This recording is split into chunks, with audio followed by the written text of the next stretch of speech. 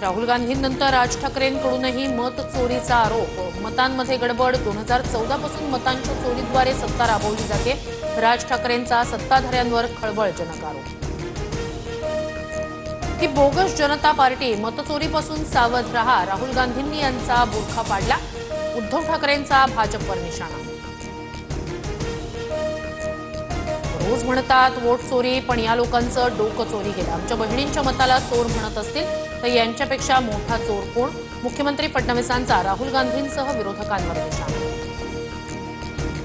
रोहिणी खडसेंचं कोथळी आणि मुक्ताईनगरमध्ये मतदान। आमदार चंद्रकांत पाटील यांचा आरोप। रोहिणी खडसेंच्या 2 ठिकाणच्या मतदानाची यादी दाखवली। मोदींच्या गरम सिंदूरचं कोल्ड्रिंक झालं का? सैनिक मारले गेले, त्यांच्यापेक्षा क्रिकेट मोठा आहे का? भारत पाकिस्तान क्रिकेट सामन्यावरून उद्धव ठाकरेंचा सरकारवर हल्लाबोल। जावेद मियाँदादला घरी जेवायला बोलवणारे तुम्हीच होता। उद्धव ठाकरेंनी एकदा आरसा पाहावा आणि मग बोलावं। मुख्यमंत्री फडणवीसांचा पलटवार।